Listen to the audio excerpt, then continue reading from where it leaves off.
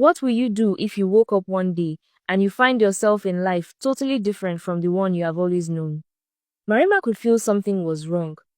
Everything around her looked perfect, but nothing felt familiar. The house was clean and full of color. The food was rich and warm.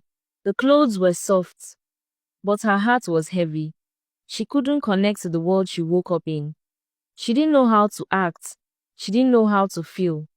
At school, the faces were strange. People smiled at her like they had always known her, but she had never seen any of them before. She couldn't follow the lessons. She didn't know her own handwriting. Even the way she sat felt out of place. She began to panic but kept it inside. Everything that once felt far and impossible was now around her, and she didn't understand any of it.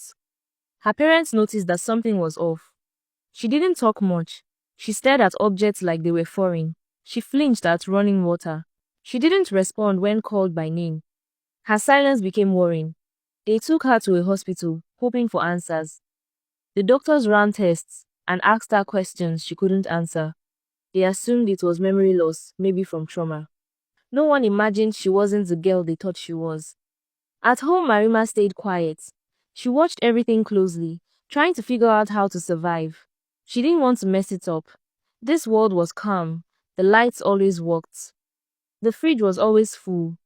But it felt like wearing clothes that didn't belong to her.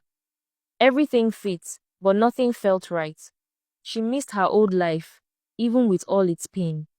She missed the smell of sea salt, the sound of market women, the way her mother used to sing while cooking. She had once hated all of that, but now she wanted it back. At the same time, far away, another Mariama was waking up on the muddy edge of a river. Her body was wet and shaking. Her vision was blurry. People gathered around her, shocked to see her alive. She couldn't understand why they were looking at her like that. She had gone to bed in a comfortable home, safe and warm. Now she was on the ground, surrounded by strangers and smoke from cooking fires. The village looked broken. The houses were worn. Someone took her to a wooden house. Two tired-looking adults rushed toward her and hugged her tight. They were calling her their daughter. But she had never seen them before. She tried to understand what had happened. The last thing she remembered was finishing her school project. She had plans the next day. She was going to meet her friends at the mall.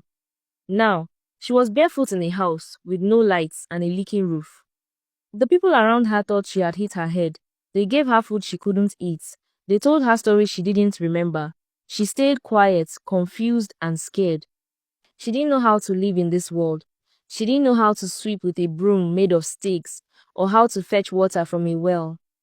Her soft hands blistered. Her voice faded. The two girls had switched places. Each one now lived the life of the other. One had escaped suffering only to find herself empty inside. The other had fallen into hardship without knowing how to survive it.